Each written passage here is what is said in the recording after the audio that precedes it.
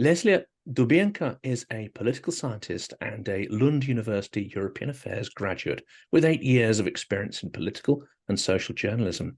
In August 2018, she entered the Ukrainian NGO sector and currently works for well-known Ukrainian NGO, Europe Without Borders.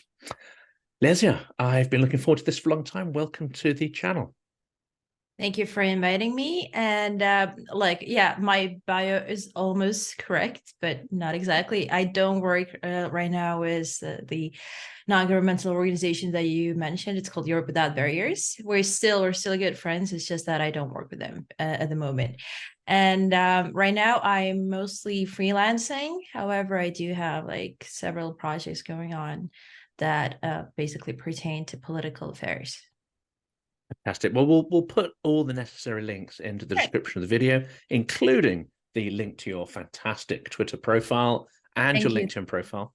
There is some great stuff on there, and you do comment on some of the most contentious issues, and I think that's what we're going to try and dive into in the conversation today. Let's do that.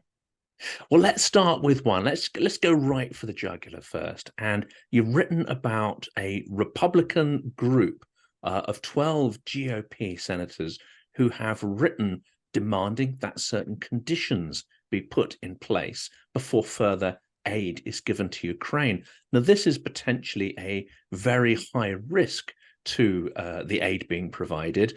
Have you read the conditions? Do you think any of them are fair, or is this really a tactic to stop Ukrainian aid? All right, well, let's start by saying that I think we're talking about 8 GOPs from Congress, and they flesh out 12 demands as to how to further provide aid to Ukraine. And basically, it's like an open letter to Biden, and they're asking him to decouple the military aid, like between Israel and Ukraine, right? And yeah, I did read those demands. And, you know, as much as I hate to say it, because obviously I want Ukraine to receive that aid. And I think it's a very important political message also to do that together with Israel and together with Taiwan, because, you know, I'm very convinced that the axis of evil has been formed. And we all know who it is. It's Russia, Iran, potentially China, because China is still like, you know, doing a bit of this, a bit of that, whatever works.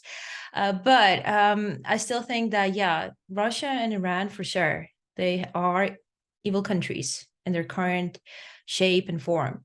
And so I think it's an important political message to do that. However, they do raise quite a few points which actually kind of make sense, because, you know, I've been talking to different people during almost 24 months, right? And the thing is, nobody really understands what is it that the US wants, you know, like at the end of the day, because it never really stated that, okay, we want Ukraine to win, to defeat Russia. You know, they never really like put it that way. They just said like, we're going to be with you as long as it takes and whatever, like, you know, these things, these kind of vague things.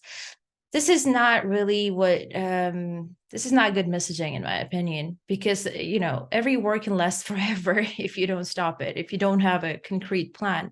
So what these Republicans are asking for is a concrete plan. And that does make sense to me, too, because, you know, wars are costly. And in Ukraine's case, and even in Russia's case, they cost a lot of lives daily, right? Not just money, it's lives. And you know, I don't want my people to die just to die. It doesn't make any sense. Okay, so we need some kind of, maybe not like, you know, like a very rigid timeline, but still there must be some kind of plan saying, okay, we are donating 200 missiles, ATACMS, whatever they're pronounced, I don't know, because we need to destroy that base, that base, that base, that base. You know, I don't think that these kind of like detailed plans exist, but from what I know is that this is part of kind of mostly by Jake Sullivan. He is kind of like, he's very trusted by Biden, so I've heard. And this is kind of his strategy to do a little bit of this to weaken Russia. And again, as much as I hate to say it, Russia is still not too weak. It still receives a lot of money.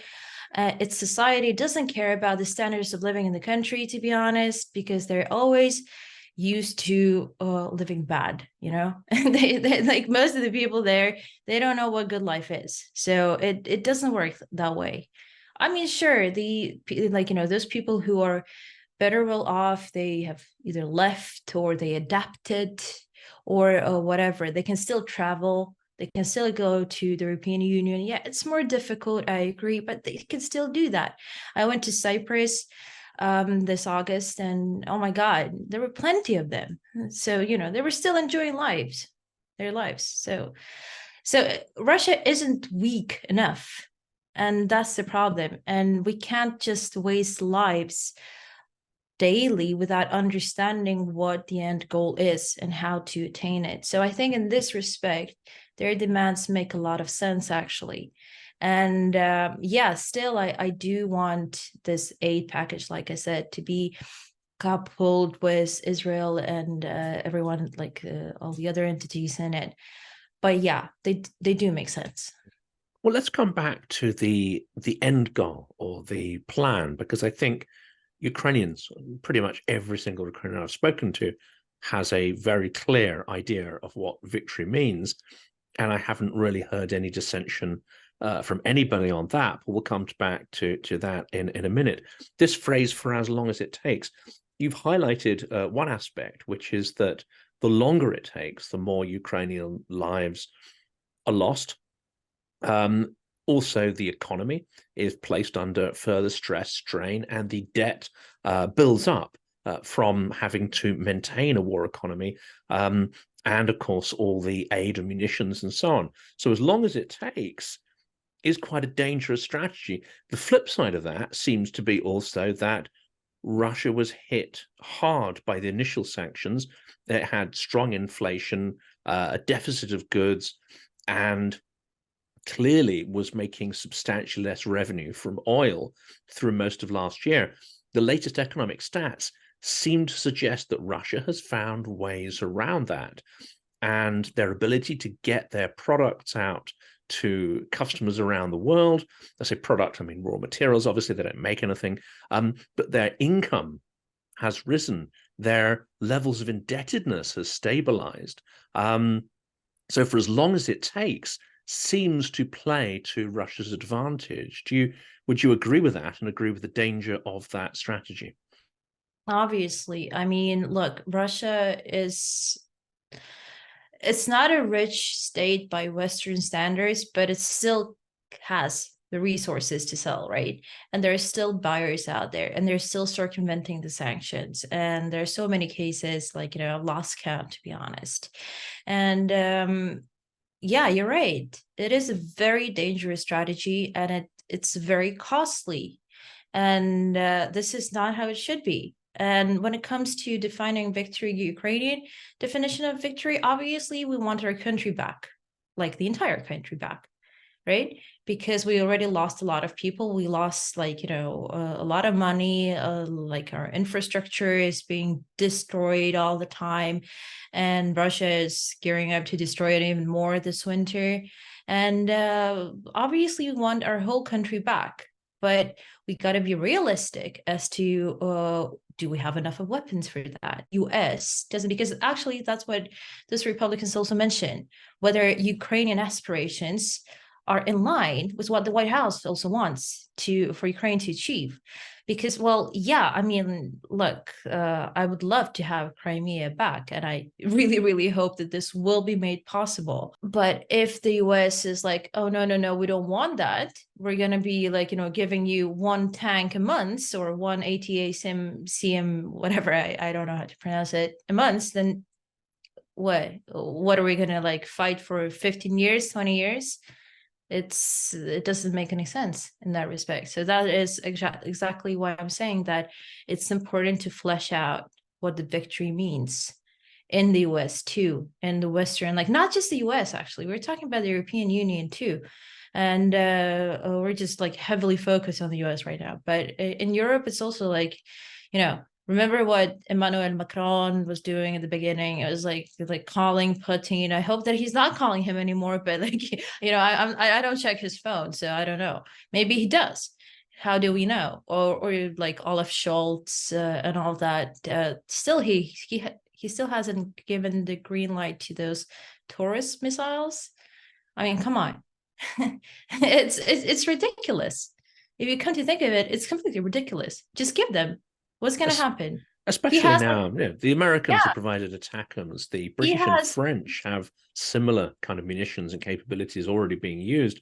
That infamous attack on the Black Sea Fleet headquarters, absolutely spectacular attack with British-French missiles.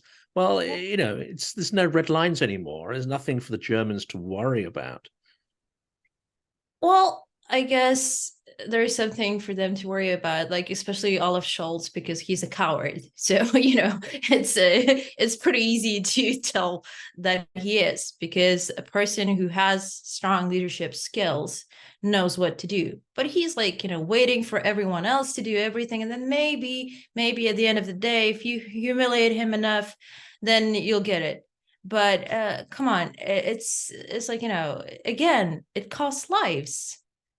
Is there a Just more there's no point. Is there a more pernicious strategy perhaps at place here? Because the talk has been that Biden and the US want Russia to lose, but not lose too badly. And this also seems to be reflected in Berlin as well, and maybe for even more, dare I say it, cynical reasons. And that is that they don't want to see Russia totally broken, humiliated, because there are a lot of people waiting to restart relations with Russia, business relations, profitable relations, and a decisive, catastrophic defeat for Russia would probably put those plans on ice. Well, again, what is a catastrophic defeat?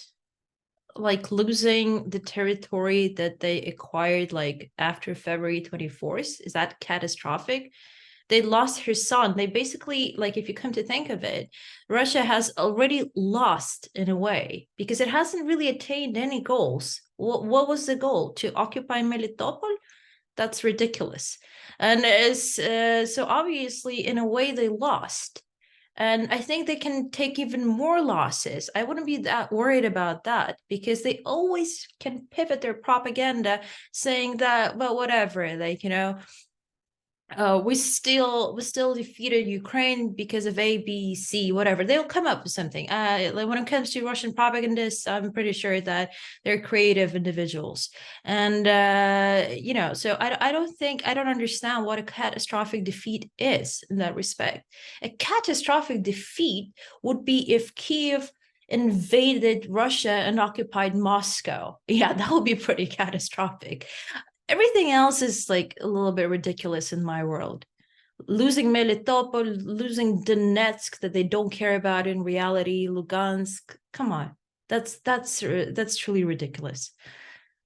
And their actions do suggest that actually they don't have any real respect for those regions. I mean, this is little known, I think, even amongst those who observe the Ukrainian war, but those who were sent from Donetsk and Luhansk, the occupied areas, not only were used as cannon fodder, those who didn't go, many obviously have been sort of tortured and disappeared.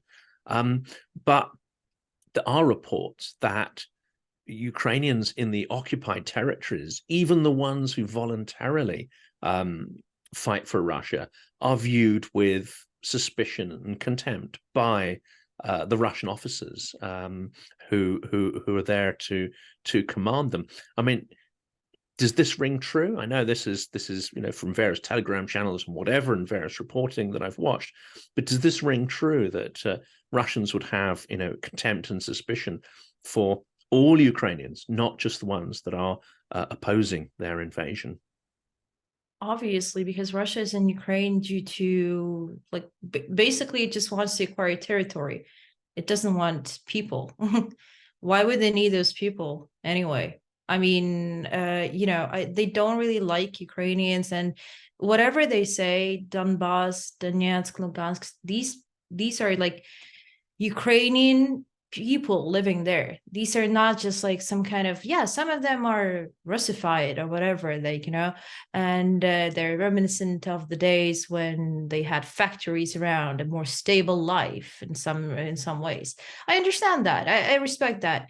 But I don't think that to Russia, people matter at all, even in their own country.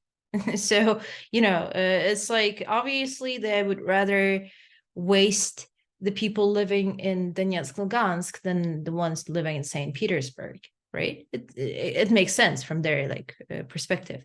So I'm pretty sure that they couldn't care less about all those people living there in the newly occupied annexed territories, especially because, like they said, and anecdotal evidence obviously suggests that they don't like the way Ukrainians operate and what they say. And they said that, oh my God, they are not that Russian anymore, or whatever we thought they would be. They actually dislike us.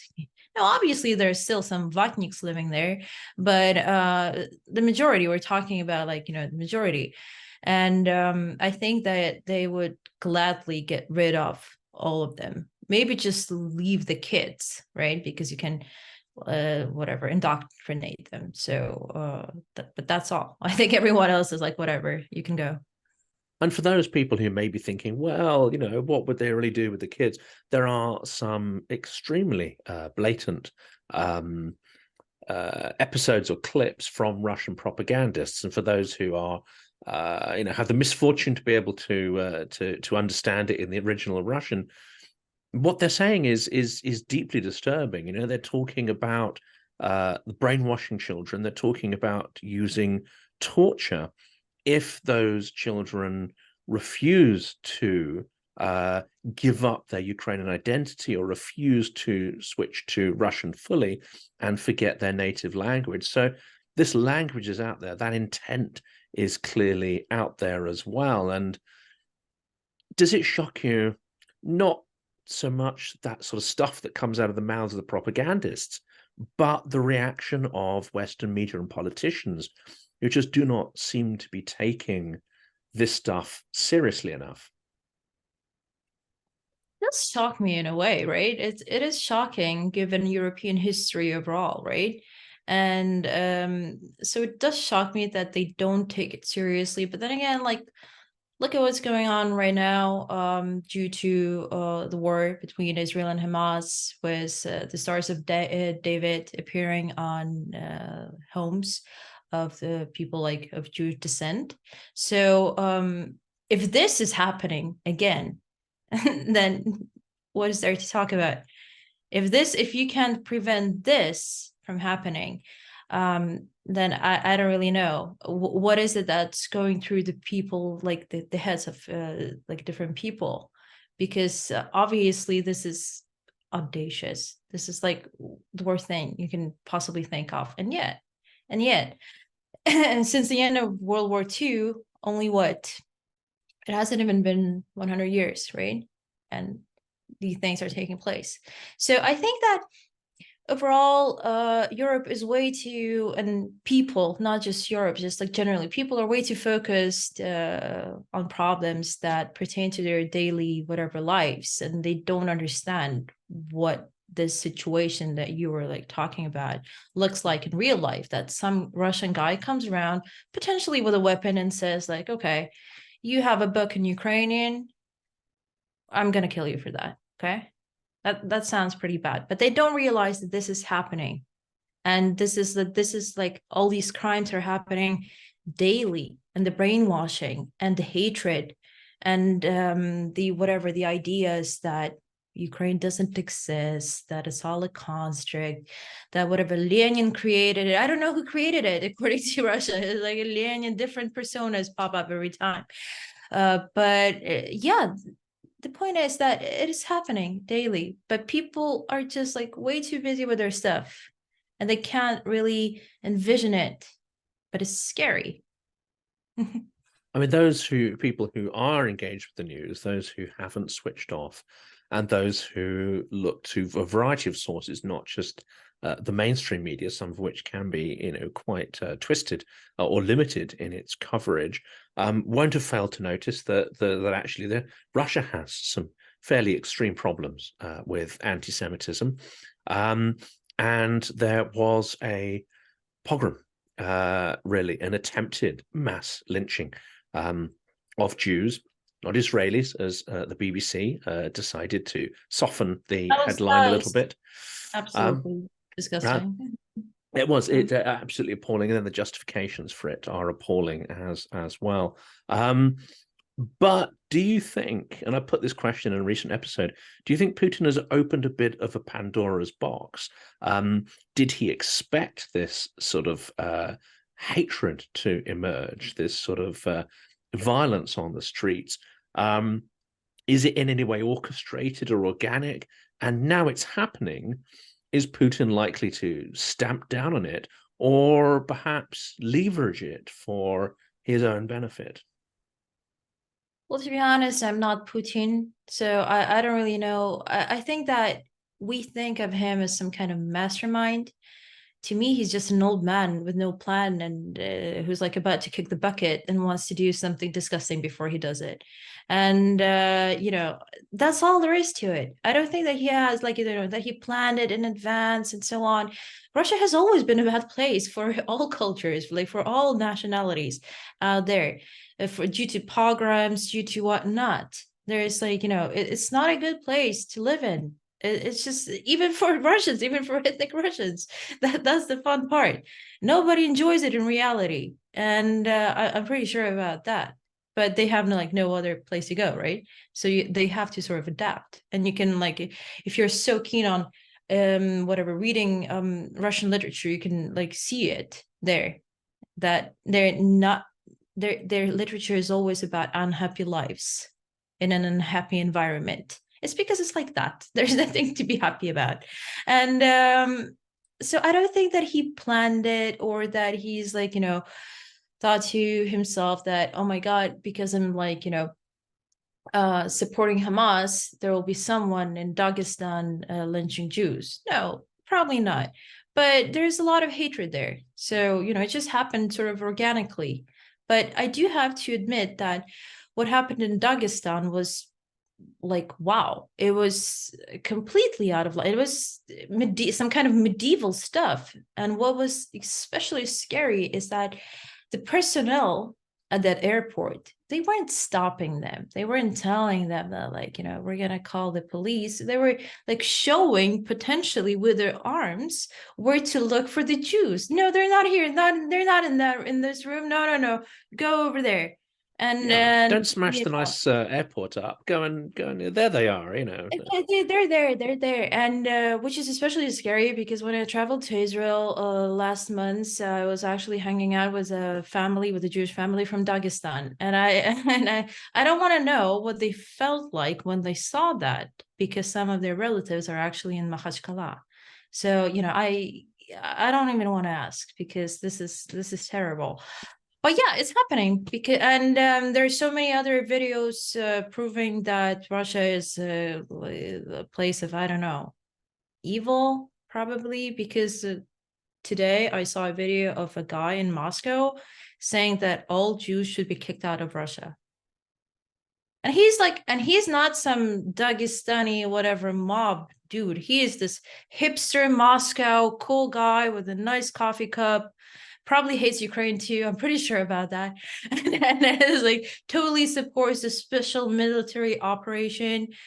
So it's just the way it is in Russia. It's a country like that. And there's not much to be done about it. But it's also the reason why it should be punished, because Russia was never really punished for all of its actions, throughout the decades, centuries. And I think it's very important to do that, because otherwise we'll see, even if, let's say that the current war stops for whichever reason, everyone goes back to their daily lives and so on, it will come back in 5 years or so, in 10 years, maybe, I don't know. It will start again. I'm pretty sure about that. So it's not because it's Putin's war. It's not one man folly. It's a one country folly. So yeah, so it will start again, because if it is indeed so that Russia doesn't get punished, that there will be no tribunal, nothing, then what do you expect? There's no deterrent, there's no cost, there's no price for Exactly. starting it again.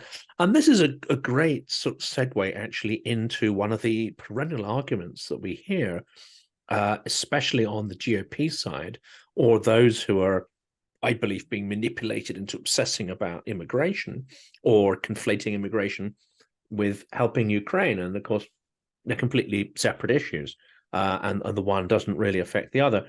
But the argument's been made that for a tiny proportion of the annual US defense budget, I think the figure currently is running at around 5%, what Ukraine is doing is degrading and destroying not only the second largest military in the world, but the military that has consistently been used year after year, decade after decade, to invade its neighbors, interfere in the internal affairs of countries that used to form part of the USSR, and of course now threatening the rest of Europe.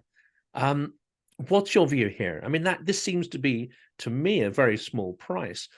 Why do you think this argument isn't really sort of cutting through with some in the GOP? I think that the reason why is foremost because Biden's administration didn't do a good job communication wise. They are not really explaining why they're sending some type of aid and not like, why are they sending this and not that? Why are they doing this and not that? They're not really explaining it. And look, they're competitors too, right? So they need to find some kind of problematic aspects, let's put it that way, and trying to capitalize on them for whichever political motives. And so that is one. And plus, I think that it would be fair to criticize Ukraine too a little bit in this respect, and Zelensky, because at the beginning his communication strategy was extremely successful. It was spot on. It was like, very, very nice. But I think at some point it lost its allure, and they didn't really pivot it. They took for granted that the US will keep sending them those weapons using the argument that Putin can't win or whatever, something like that, something along those lines. But it's sometimes not enough. Sometimes you need to go to whatever, to say, not Washington, D.C., not New York City, not some other fancy posh place or conference. You got to go somewhere to Ohio and say that, like, hey, we're from Ukraine. Thank you for helping. Let us show you how you helped, like, in the sense, like, make a very personalized experience. So for example, when I went to the Warsaw Security Forum in October, that was like almost 2 months ago, they had this VR installation where they showed like what war smells like, feels like. Yeah, that is great. It was a very powerful experience. But why at Warsaw Security Forum? Everyone knows the Warsaw Security Forum, what's going on in Ukraine. Who are you going to impress? I saw that they wanted to impress Ben Hodges. Ben Hodges knows what's going on in Ukraine. You don't need to impress him in that way, but you do need to impress someone in Ohio or some other state that is producing all that aid, and show them, like, is it that impossible? I don't think so. Ukraine has huge like fan base in the US, diaspora, whatnot, to use, like, to make it happen. So why are they not making it happen? I think that's, like I said, that at some point they started to take all of this for granted. Yeah. And then it backfired because the elections are coming up, and everyone wants to win. It's life, right? The Republicans want to go back to the White House. It's their goal, and so they're trying to find ways of criticizing Biden and Ukraine, and I'm sure that over time, if Israel doesn't defeat Hamas within the next 3 months, they will start criticizing Israel in a way. It's just life. It goes like that, and so like in waves. Maybe that's not the right word, but I think you understand what I'm talking about. Absolutely. Another case, or I was going to ask you, what narratives might cut through and how should they pivot? For instance, there are a number of people I follow on YouTube. There are a number of really good journalists who've been saying for a while that it's not enough to say, as you say, Ukraine can win or Ukraine must win. We take that read, those who support, but the case needs to go further. What a Russian victory would actually mean, not just for Ukraine, but for Europe, for international security, for international trade, what impact it would have on international organizations, and ultimately wealth, even job creation in the US itself. Is that case being sort of mishandled, as it were, that it's actually in America's vital strategic interest that Ukraine should win? Well, I guess, yeah. But I would say that overall communication strategy, like, every communication strategy out there has to have target audience, a clear goal, clear objectives. It's like that when it comes to absolutely everything. When I write articles, for example, I also think about which target audience I'm talking to and what is it exactly that I'm trying to convey here. Is it just like, my personal thoughts? Like, there's so many there's so many journalists out there and writers who just write 10 pages of personal thoughts. Well, I'm sorry to say, nobody cares. Hi. And so every communication strategy does need to have target audience, and I think that for these messages to cut through, and you need to understand who do you want to impress in the US, right? So if you want, like I said, to go to Ohio and impress a certain worker there, then you need to tailor the messages accordingly, right? And you also need to understand how that person, what makes that person tick, what exactly her life looks like every day. What is it that they're concerned about? Probably they're concerned about how to whatever pay off their medical bills. I would assume something like that. And you gotta be a little bit looking for a word here. I'm not cunning, but creative, and understand that your problems aren't everyone's problems. So at the beginning, like I said, that whole mantra worked well, very well, but as time passes, priorities change. And I think so, yeah. So that case was mishandled in a way. And I think it's time for Ukraine to do something about it. It's, diplomatic missions in the US, they also need to start doing about it. I'm pretty sure. I would say that even out of all the diplomatic missions, the one in the US, I don't see it being too active. So I think it's a bad thing. So maybe the ambassador should be fired. And this could also perhaps be extended to the so-called global south, India, even China, South Africa. There are many regions that have long historic links with Moscow, going back right to the 50s, 60s even, education, investment, all sorts of things. And obviously, in those decades, Russia had the intention of undermining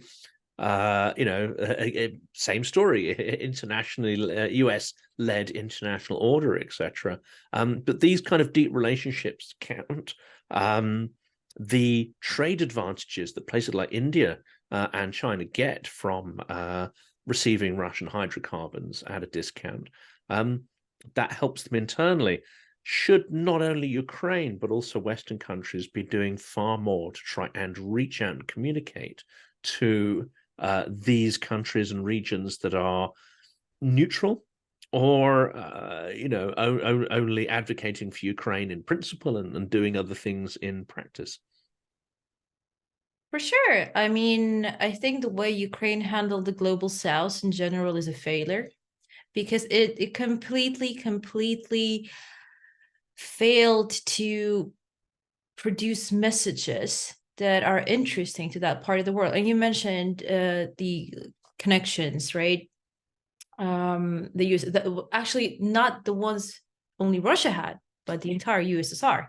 USSR had lots of countries in it, and many of those people actually, and to this day, they travel to Ukraine to study, or it may be Belarus, but Ukraine as well. So I mean, I think that Ukraine could have capitalized on that and pushed through all these messages, even like using whatever students from India or from other parts of the world who study in Ukraine to make the Ukrainian agenda more conspicuous in that part of the world. But it didn't. So, and I talked about it a lot, and I don't really understand why. And again, I mentioned the American ambassador. She's doing a great job compared to ambassadors in the global south. So it's like, I don't even know the name of our ambassador to India. I don't know. And because apparently that person isn't doing anything, because otherwise we would know about her name. I mean, I know the guy who works in Japan. Yeah, he has he has done something. We at least know what he looks like, and some other countries. But like, come on, China, India, who are these people? What are they doing? Why are they getting paid? So that is a huge problem. And when it comes to um, enhancing communication, I wrote this in my article for Political Europe, about the global south and the tribunal, that to punish Putin, we need to get those countries on board too, right? And I said that one of the solutions, very easy solution to be honest, is for Ukraine to, I don't know, cooperate with, if they don't have a representation in a certain country, because Ukraine isn't so rich that it has representation in every country, unlike Russia. So, and they could just cooperate with the American embassies and do something together there. Whatever, have cultural events, anything. There's so many things you can do. All it takes is initiative and a little bit of creativity. But unfortunately, officials in general and the red tape are not known for being creative. So, it is what it is. Some things will take a lot of time to change. But it is important to talk about this, because I think one day there will be this moment, this watershed moment, when somebody will come around and say okay, we're doing this in a completely different way. Every diplomat that goes to the global south or whatever has to have a very clear agenda and not just sit there signing papers. And that is important indeed. And what would your advice be? Now, you've also written another interesting article about how many still find it difficult to distinguish between Ukrainians and Russians, the culture, the mindset. That seems remarkable for those of us who've sort of really immersed ourselves in this and got to know Ukraine in the last year and a half, far better than we did before. What words, what concepts would you use to explain the differences between Ukraine and Russia to somebody, to also explain why resistance and preservation of Ukraine and its identity is so important? Well, I think you're referring to an article that I authored for the Kyiv Post, probably. I don't know, is it about the Ukrainian language? It was mostly, yeah, it was all, yeah.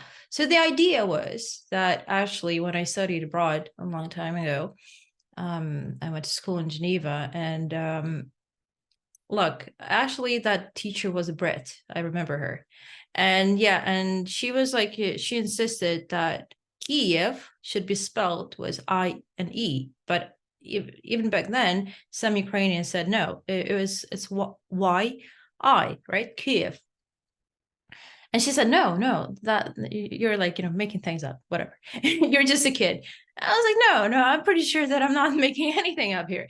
And we had this small argument, but it showed that there was no real way of telling who is who in this post-Soviet space back then in the West, because we're all pretty much the same, not least because many of us probably behaved in a way that was okay.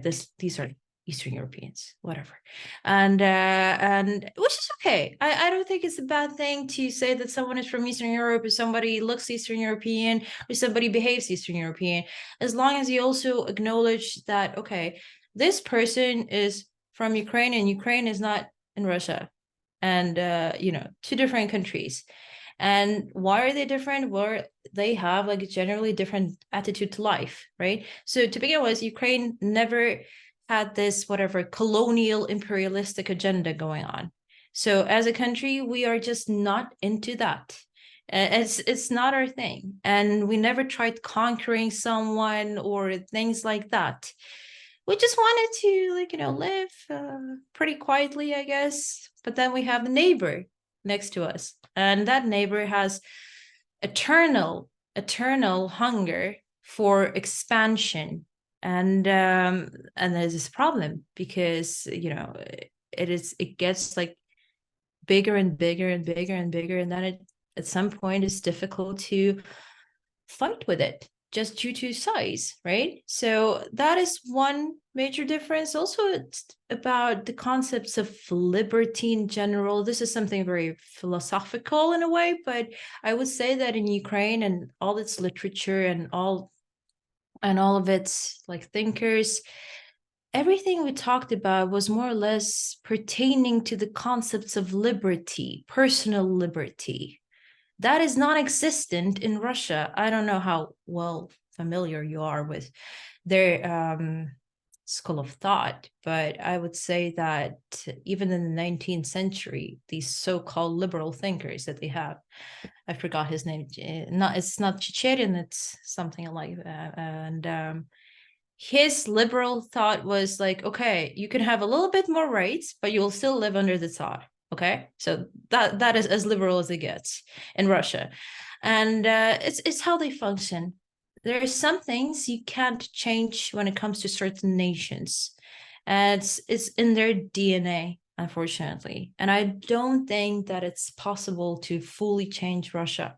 So that's why I advise that you don't listen too much to the Russian opposition who says that this is like, okay, this is somehow a mistake, it's all just one man's folly. It's not, and they know it themselves too, but they have their own agenda going on, right? They need funding, they need to do something. They obviously, if I don't know, Russia had Navalny instead of Putin, probably it would be slightly less aggressive, but at the end of the day, you think that Navalny is not aggressive? Come on. And it's a bit ridiculous, and I don't understand even why I have to explain these things, because sometimes all you have to do is look at the way person behaves, right? So somebody who's looking at me wouldn't call me very calm, and they're right. And somebody who's looking at Navalny, they wouldn't call him a very liberal man, because he's not. But obviously, he's a bit better than the old man sitting inside the bunker. So that's all I can say. And that's a real risk, isn't it? I mean, there are many, many risks here. But let's assume Ukraine wins. Let's assume that the victory is the expansive one that we hope for, and Crimea and Donbass returned. Russia, over the last couple of years, well, over the last 2 decades, has normalized violence to a point now where we see what we see unfold in Dagestan. We see this extraordinary mobilization of Russians with barely any resistance to it. We see human meat wave attacks. We see Prigozhin being feted as a hero. Violence is absolutely embedded in the culture, the media, the propagandists, and so on. So let's assume Ukrainians victorious. How on earth do you start to draw that poison out of Russian culture? How do you start to wind back from the mass brainwashing and the inculcation that not just violence but death is normal and inevitable, and draw back from what essentially it seems to me Russia has become, which is a death cult? It is a death cult, and the problem here is that I think in the West, people are mostly focusing on whatever propaganda in Russia, like Solovyovska, Vieva, and everyone else. But I think that, like, because I grew up mostly in Ukraine, I also used to watch Russian pop culture. And look, most of those things that you hear them say, for example, Nibenza and all those combat mosquitoes or whatever, it seems ludicrous, right? It seems like, okay, this is a nutter sitting and at the UN Security Council. But not so much when you look through it, like at it through the lens of their own product that they kept churning out for so many years. Because if you look at what they produced in the 1990s and early 2000s, criminal drama, it's not of BBC quality. It's not like Murder in Mind. It's just random random shootings, killings, glorification of violence, glorification of all the bad things that are somehow still disguised as good. That's the funny part. But it's Russia, so you have to understand that people function differently there. But anyway, yeah, if you watch these things recurrently all the time, you're more likely to believe Solovyov. I think that Solovyov, he probably in the early like 2000 or so, I remember that he said that, no, we don't want Crimea. No, we don't want this. I think that he was the same person once. He doesn't look like he doesn't look like a complete idiot to me. Even though he is behaving like one at the moment. But I think once he was more or less sane. But at some point, due to all of this and the the payroll, right, the high salaries, you just change. You just change overnight. Then you have Italian villas, and you think to yourself, right, wow, it's totally worth it. I'll keep saying some strange things.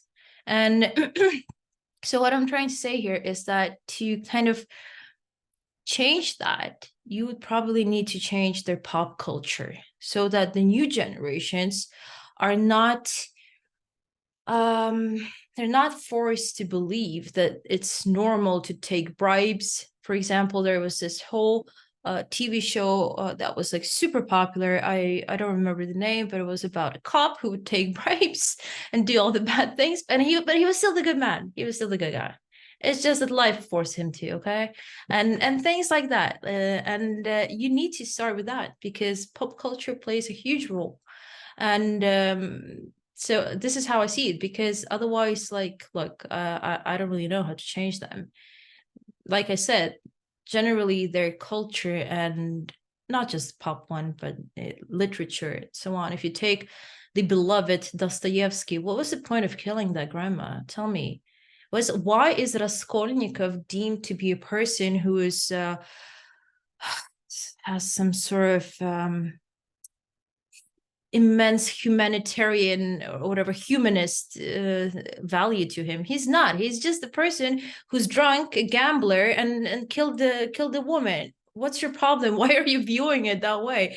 And it's very simple. And there are things like that happening in Russia. Almost every month you read about a guy who's just like Raskolnikov. You think it's fun, then you go. If you think it's like whatever has a huge value to it, it doesn't. You're just dealing with drunk criminals that's all. I don't understand why in the West it's viewed as something completely like enigmatic. If that's your enigma, you can go to any whatever village in Russia and experience it firsthand. It's not very enigmatic, I think, having experienced them myself, Yeah. So I just no, but people are like that in general sometimes. Like, when they read about all these things, even I remember I love French literature. So Émile Zola, when he writes about some kind of gutter things in Paris, I think to myself, oh my God, that's so romantic. But then I think to myself, what would it have been like to live in that, not just read? It was probably hell. Yeah, absolutely. I mean, there's also a curious strain of absolute mysticism. Also the I would say the impression many people have of Russia as a deeply religious country, whereas I would say actually it's mystical superstition as opposed to religion. It's paganism. It's complete. It's not even like, I don't know, their religion. Look at the kind of churches they have. That military church where you have Shoigu and everyone else. Does that look like normal religion to you? I mean, I'm not a religious person, so maybe I shouldn't be commenting on what's normal or not. But I would say that by my standards, this looks like some kind of paganism, and that's all. But I think people are attracted to it because this is something very unusual, and you don't understand why they function like that. And why, like, why are they not as liberal? Why are they not as progressive? So on and so forth. Well, it's difficult to be liberal and progressive if you're drunk all the time and aggressive. So it's just the way it is. It's very simple. I'm sorry to kind of destroy these whatever enigmatic ideas that people have about Russia and their literature, but it's extremely simple in a way. And that, I think the simplicity we're talking about there is the willingness to project power. It's the understanding that the powerful will mercilessly wield that over anyone who's weaker, that there is a clear hierarchy. And that hierarchy isn't based on rules, it's based on strength. And everyone understands that dynamic. And everyone's constantly looking, is that person stronger or weaker than me? Are they going to punch me in the face and chuck me out of a window or whatever? There's a definite concept of power, which is their version of rule of law. Turning to the influence of Russia around the world, it seems, again, to those who are watching the news, and it can be extremely depressing, is that Russia is also subverting the post-Second World War order. Everything it gets involved in, it degrades. It turns it toxic. It makes it meaningless. In particular, I'm thinking here of the UN, the Red Cross, even things like Amnesty International. Once they become tainted by that Ruski Mir, they lose what previously they may have had in the way of prestige, power, influence, and the ability to do some good in the world. How do we guard against, how do we protect and rebuild our institutions where this malign Russian influence will not necessarily go away? To begin with, you need to punish them for what they're doing right now, right? Because otherwise they'll just keep doing it. So then there's like literally no way of stopping them from going to whatever UN Security Council and talking about some kind of combat mosquitoes or whatnot, or telling that that village, I forgot the name, the one that they bombed, and that there were some kind of Nazis sitting inside that cafe. It's ridiculous. It's ridiculous. But then again, you should also ask yourself, like, how come the United Nations are allowing them to say these things? You can turn off the mic, It's quite easy to deal with these kind of things. If you hear that a person starts talking gibberish, then you just turn off the mic, and it's normal all around the world to do that. So why isn't it normal in the UN? Because they don't have the rules, they don't have the willpower. They are like, what? I was talking to different people about this because I truly don't understand. I interviewed Sergei Koslitsa once, the Ukrainian ambassador, right, to the UN. And he said, yeah, but you have to take into account that the United Nations is basically, it's representing different member states, right? That the apparatus itself doesn't have that much power.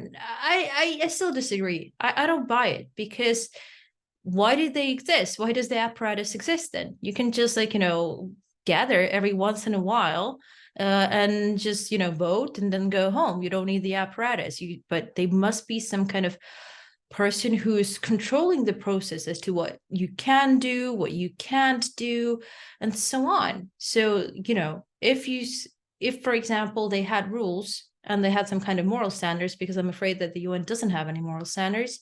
If they had them, they would say that, okay, you lied, and this was like a falsehood, debunked one by many. You lied like 10, I don't know, twice, thrice. You're not allowed to talk. Is it a fair rule? I think it's a very fair rule. So it's kind of like, it's kind of about dealing with those problems. I think that if you want to deal with them, you'll find a way to do it very fast. You won't need any kind of complicated resources or anything else. You just need to have the willpower. But they don't. At the UN, they don't, and many other institutions, they don't, because look, people who work there, they have very comfortable lives. They don't pay taxes. They have plenty of benefits. They get like all sorts of discounts. They don't want to risk that. It's quite simple, to be honest. But at some point, still, I think they will be bygone, just like their predecessor, the League of Nations. But it will take a lot of time to dismantle this system, because it must be dismantled. In my opinion, it must be dismantled. You can't just let them do this forever. What is this? The UN failed to prevent everything, and yet it exists, and yet it kind of like, feels that it's superior in a way. Why are you superior? What's your superiority about? Just because you have a nice office in New York, that doesn't make you superior. And things like that. So you need to have a new institution, or alternatively, a reformed institution, where you will have a clearer set of rules as to what the member states can do or can't do. Maybe they can be expelled. Maybe they can be this. Or same goes for the EU, to be honest, because look at Orban. What is this? What's going on? It's a joke, a bad one, obviously, but it's a joke. Like, come on. In every way, you need to have a clear set of rules as to what a member state can do and can't do. And if they violate it on a recurrent basis, bye-bye. See you tomorrow. Maybe they can rejoin, because like, a lot of countries would go like, yeah, but it's only the government. We don't want to expel the country. The government will change at some point of time. Okay, when the government changes, they can reapply. Fair, I think. I mean, at least suspend their voting rights so that they can't interfere with majority decisions, majority votes, which is exactly what's happening. I mean, Hungary is holding up aid to Ukraine on an endless basis. And I mean, would you agree that some in the GOP in the US and Orban in Europe, and Fico, the new leader in Slovakia, they give Putin hope? They give him a maybe false sense that Russia can still be victorious, that it's worth fighting and wasting all this material and lives, because Putin expects eventually the opposition against him to fall apart. And he expects his agents and assets to be able to block the consensus that we've had for a year and a half. Well, I think that they don't just give him hope. They're being sponsored by him in a way, right? So obviously, they need to help him. And what can I say? It's a problem. It's a huge problem. And like I said, that is exactly why you need to kind of have a clear set of rules as to what the member states can do. Because if Fico behaves the same way as Orban does, then, oh my God, it's going to be like, what, forever? Every decision will take 100 years to complete. It's ridiculous, and it shouldn't be like that. So I think that, yeah, it's all about how you create the institutions, and it's very important, because otherwise people just do whatever they want. Today it's Fico, tomorrow it's Orban. Oh, no, sorry. Today it's Fico and Orban. Tomorrow it's some other politicians somewhere in Europe. There are many of them sponsored by Putin, and not just Putin, but mostly him, right? Because it's just the way, his modus operandi. And Marine Le Pen, so many of them. So, I don't want Marine Le Pen to be the president of France. Nobody does, right? But look, I don't know. If it's also like, because a lot of times what Russia does, it doesn't really need to be very creative.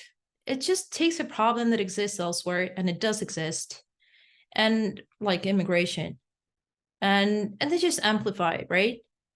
They just, because like one of my like favorite examples is actually a TV show. I think it was produced by RT. It was about immigration in Sweden, and for years and years, it was not okay to talk about immigration in Sweden. It was a taboo. You were called a racist. You were like, people said that, no, we're not going to cooperate with Swedish Democrats and so on. Yeah, but just because you ignore the problem, it doesn't mean that it goes away. That's the deal. And over time, it completely got out of hand, this whole situation with immigration, because, you know, they failed to integrate the people.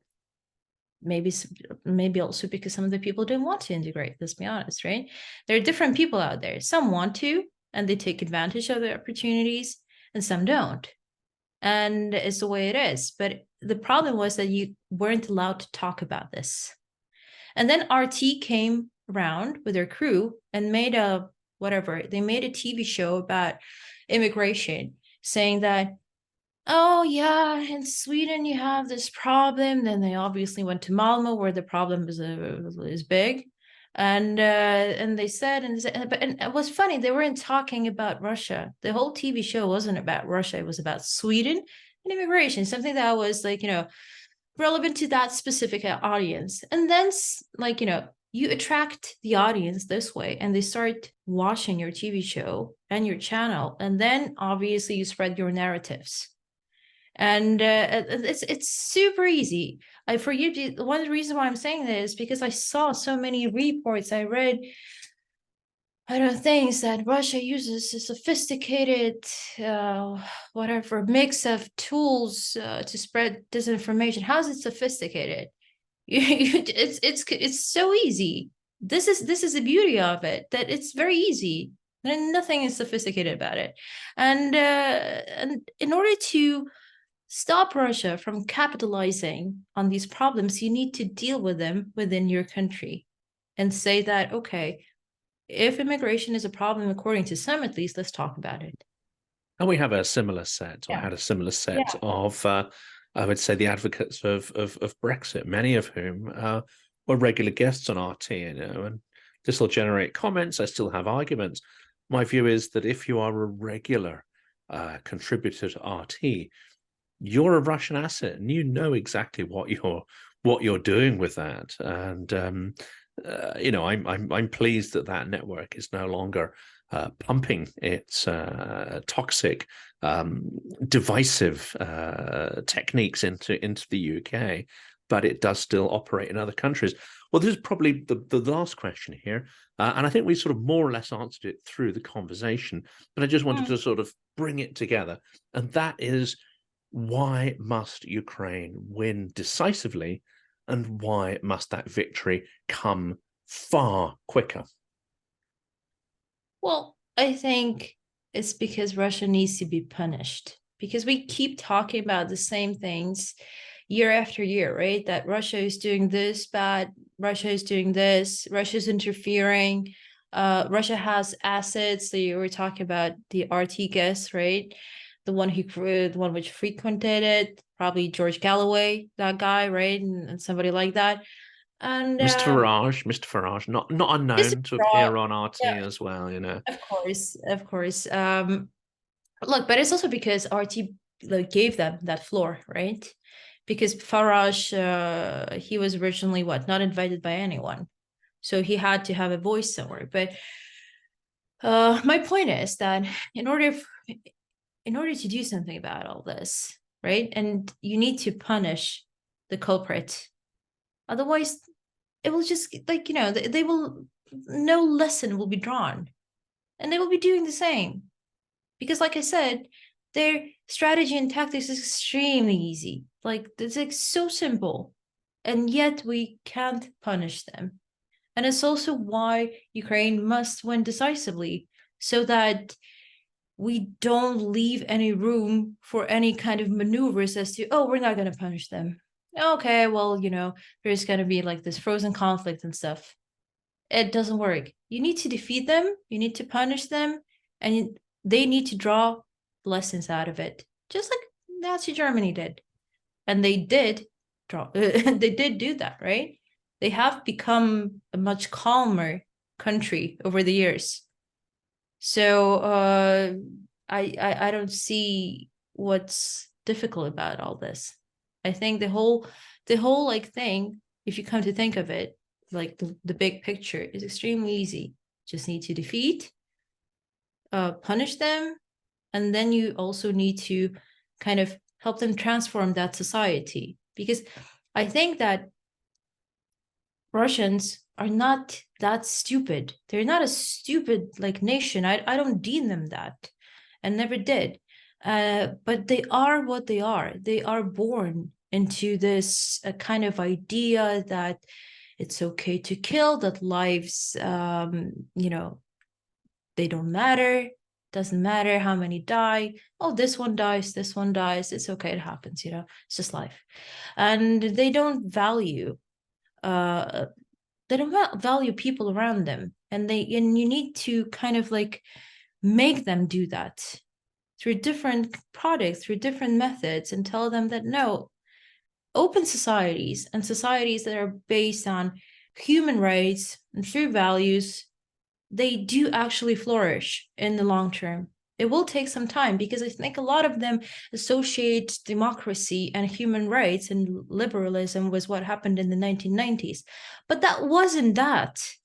That is the problem. What happened in the 1990s was wild capitalism. It was people like, just grabbing means of production, if you use that parlance, and just privatizing them. Obviously, it was something very unfair. And, imagine that you were an academic who had a stable job, a stable income, some kind of reputation, prestige, and then you wake up and you're broke. You don't have anything. Everything's gone. So they have this grudge inside of them, and they don't understand that that version of what happened in the 1990s has nothing to do with democracy and liberalism. And then Putin came to power, right? They only had 10 years, even less than that, to experiment with that. So that is the problem. So I think that maybe in the long term, if you do show them that life can be different, and that they as a country, because they are a rich country in the sense of the resources they have, they can use them to their advantage. They can actually, make people in their country happy and live together with their neighbors, making the neighbors happy by staying away from them. And it's a very important factor, right? So if you show them that, then maybe in the long term they will change. But I can't promise, because these things, I'm not a big believer in change. I think that,